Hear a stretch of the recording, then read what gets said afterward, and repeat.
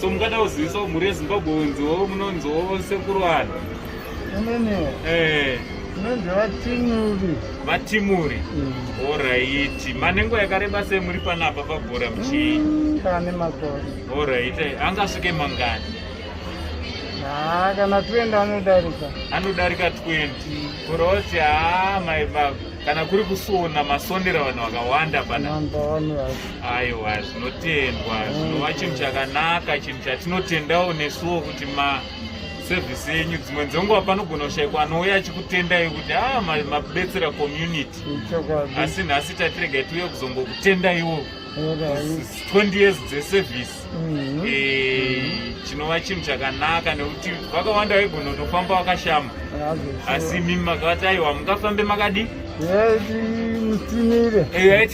Tisimbire.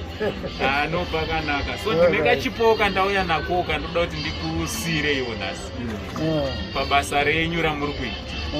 Chokwadi.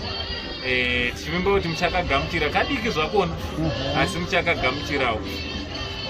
So kumba ndiani ariko mani? Kumba kune mai. Mai variko? Aiwa, ivavo ndo vatine chipo chavo kunyanya chekuti muchimukawo makuseni muchibudawo pavhiki rino iri chete.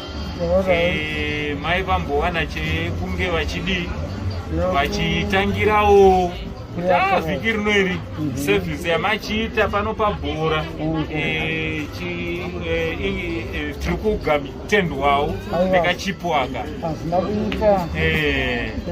Aiwa, tinotenda, rega ndiuye nako.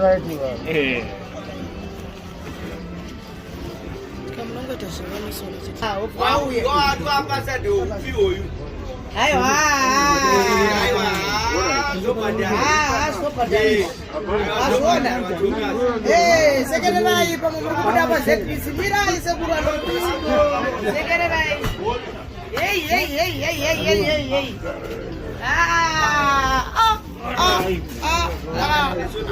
Alright, saka zvataita manjega zvataita tati tine kafudho hamba ndosati munosvitsa kuna mai. Vhiki rino iriwo mumbotiwo muchidyawo ipapa. So mune mafuta ekubikisa, mune usavi wacho neekubika, imomo mune raisi, muchawana shuga yenyu, pakuseni mobikangirwa kuti mabhanzi flour irimo, sipo mowachirwa. So tokumbira kuti mugamuchire kachipo kani kedu kekukutendai nebasa ramuri kuita, basa ramakaita kutirera.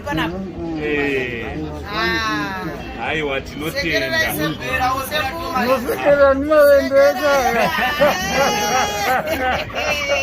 Aiwa, so ndo kachipo kedu pane vatoshandawo navo vari kunze vanonzi veChawa Health Care. Ndo zvakare vatituma vakati aiwa kune vabereki vedu varikweko kuendai munovarangarira. Aiwa, tinotenda. Zvakanaka. Munosvitsawo kuna mai.